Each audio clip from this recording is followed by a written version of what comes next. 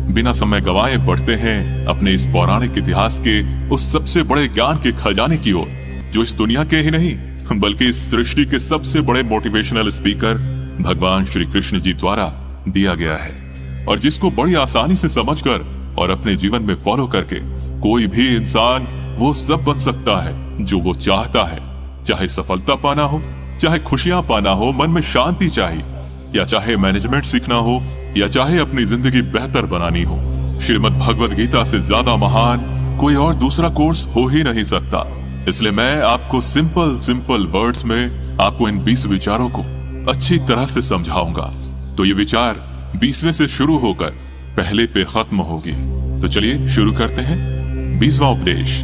आप किसी भी सिचुएशन में बिना कर्म किए और बिना उसका फल पाए नहीं रह सकते हैं। ऐसा हो ही नहीं सकता कि इंसान का शरीर 1 सेकेंड के लिए भी बिना कर्म किए रह पाए। ऐसा हो ही नहीं सकता कि सृष्टि का कोई भी कण 1 सेकेंड के लिए भी बिना किसी कर्म के रह सके। कर्म करना हमारे जीवन का हिस्सा है। अगर हम सोते भी है ना, तो हमारा दिमाग नहीं सोता है। हम सांस लेते हैं, सपने देखते हैं। हमारे शरीर के हर अंग में करोड़ों की संख्या में सूक्ष्म कण हमारा काम करने में लगातार लगे रहते हैं। अपने कर्म करने से हम कभी भाग नहीं सकते हैं, और ये ईश्वर का भी कहना है कि हमें कभी भी अपने कर्म में बंद करके नहीं रहना चाहिए। समझ नहीं आया? देखिए, हम ना तो किसी भी पल कोई काम किए बिना रह सकते हैं, और ना ही हमें कर्मों में बंद करके रहना चाहिए।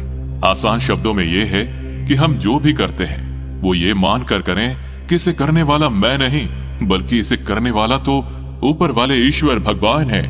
मैं तो सिर्फ इस कर्म को पूरा करने वाला एक कारण मात्र हूँ, कठपुतली की तरह। उसको करने के लिए इस काम को मैं नहीं कर रहा हूँ, बल्कि ये काम मेरे द्वारा स्वतः हो रहा है, यानी मेरे द्वारा कराया जा रहा है। और जब हम इस तरह से सोचने लगेंगे तो हमें कभी भी कोई भी दुख नहीं होगा, हमें कभी अफसोस ही नहीं होगा, हमें कभी घमंड भी नहीं होगा। 19वां उपदेश।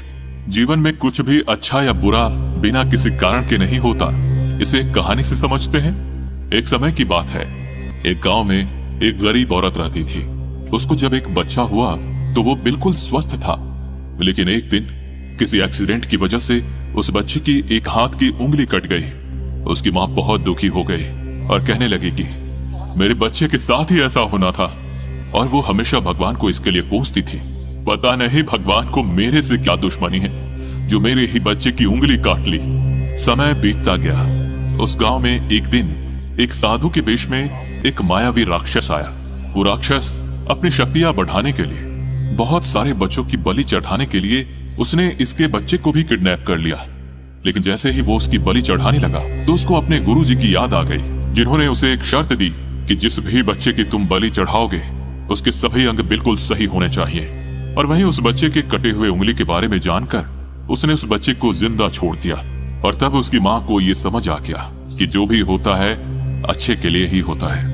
और ये कहानी यही सिखाती है कि इस दुनिया में जो कुछ भी होता है, चाहे वो अच्छा हो रहा हो या चाहे वो बुरा हो रहा हो, वो कभी भी बिना किसी कारण के नहीं होता और अच्छे के लिए ही होता है। मित्रों, इससे पहले कि हम अगले 18वें उपदेश पर जाएं, अगर अभी तक आपने इस वीडियो से कुछ भी सीखा हो तो कमेंट में जय श्री राधे कृष्णा अवश्य लिख दीजिए, और साथ ही इस वीडियो को लाइक करके चैनल को सब्सक्राइब कर लीजिए और बेल नोटिफिकेशन आइकन को ऑल पर सिलेक्ट कर लीजिए ताकि आपका भी कल्याण हो सके।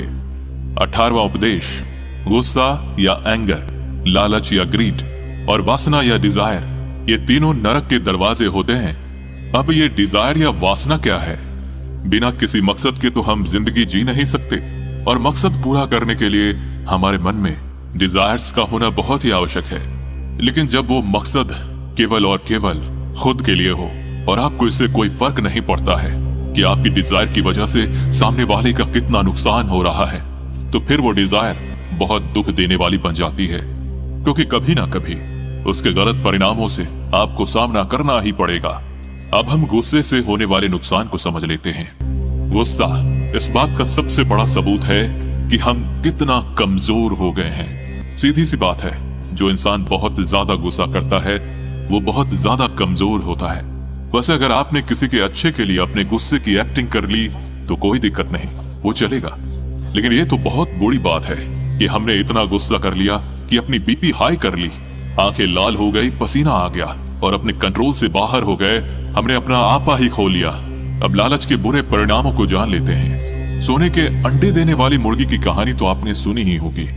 इस कहानी में एक मुर्गी सोने का अंडा देती थी, लेकिन एक दिन उसके मालिक को लालच आ गया और उसने ये सोचा कि अगर मुर्गी डेली अंडा दे रही है तो इसके पेट में ना जाने कितने अंडे होंगे, और मैं डेली डेली एक ही अंडा नहीं लेना चाहता, मुझे बहुत सारे अंडे चाहिए। मैं आज इस मुर्गी का पेट काटकर पूरे अंडे बाहर निकाल लूंगा। और अंत में क्या हुआ? मुर्गी मर गई। उसको अगले दिन से कुछ भी नहीं मिल पाया। जितना उसको मिल रहा था ना, उसके लालच के कारण वो उसके हाथ से भी चला गया। गुस्सा यानी एंगर, डिजायर यानी वासना, और लालच यानी ग्रीड, ये तीनों के तीनों नरक के दरवाजे हैं, ध्यान रखिएगा। और ये मरने के बाद वाले नरक नहीं, बल्कि जीते जी नरक के समान जिंदगी जीने के समान है। और ये जीते जी नरक के समान जिंदगी जीना, जब मनुष्य मर के नरक जाता है तो उससे भी काफी बुरा होता है।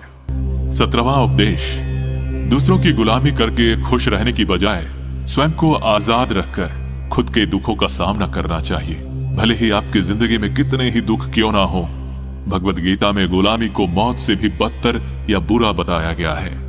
इंसान किस किस का गुलाम नहीं है, वो अपने विचारों का, अपने दिमाग का गुलाम है।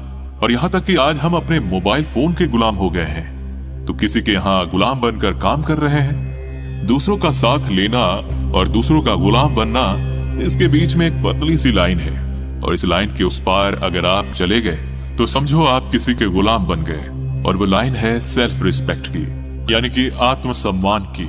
जब तक इंसान अपनी सेल्फ रिस्पेक्ट के दायरे में काम करता है तब तक वो आजाद बना रहता है, लेकिन जैसे ही वो किसी के सामने इतना गिर जाता है कि उसका आत्मसम्मान समाप्त होने लगता है, तो उसकी लाइफ में एक समस्या आने लग जाती है और वो गुलाम बन जाता है। इसलिए दूसरों के गुलाम रहकर खुश होने से अच्छा है कि आजाद रहकर खुद की समस्याओं का सामना किया जाए। 16वां उपदेश, मनुष्य पैदा भी नंगा होता है और मरने के बाद भी उसको इसी रूप में जलाया जाता है। उसके साथ में कुछ भी नहीं जाता, वो कुछ लेकर जा ही नहीं सकता। जिंदगी में जो कुछ भी आपको यहाँ आने के बाद मिलता है, वो आपके आने से पहले किसी और का था, और जब आप यहाँ से चले जाओगे तो वो सब किसी और का हो जाएगा। जो पैसा आपके पास है ना, आज जो नाम आपके पास है, जिस पोजीशन पे आप हो, उस पोजीशन पे आपसे पहले कोई और था। आज भले ही आप वहां हो, लेकिन कल को कोई और आपसे वो जगह छीन लेगा, और यही सृष्टि का नियम है। और भगवत गीता की वो सबसे बड़ी सीख है जो आज हर एक पृथ्वीवासी को समझनी चाहिए। तो अगर बदलाव इस दुनिया का नियम है, तो फिर ऐसी कौन सी चीज है जो हमेशा हमेशा के लिए रहती है? आखिर कोई तो चीज होगी जो हमेशा आपके जाने के बाद भी इस दुनिया में रहेंगी ही। तो वो चीज है इंसानियत। इसलिए सबसे पहले आप एक अच्छा इंसान बनिए। हर एक मनुष्य उस परमात्मा का ही तो अंश है, और हमारे सीधे कनेक्शन उस परमात्मा से ही तो जुड़े हुए हैं। हमारी आत्मा कभी गलत नहीं हो सकती, पर हम शरीर के सुखों के लिए गलत कामों में लग जाते हैं और उनका नतीजा भी गलत होता है। खैर छोड़िए, आज हमारे पास जो कुछ भी है, चाहे हमारे पास प्यार हो, कोई रिश्ता हो, पैसा हो या नाम हो, वो हमसे एक ना एक दिन जरूर छीन जाएगा, जरूर दूर चला जाएगा। और यही सृष्टि का नियम है कि जो कल किसी और का था वो आज आपका है, लेकिन आज जो आपका है ना, वो आने वाले कल में किसी और का हो जाएगा।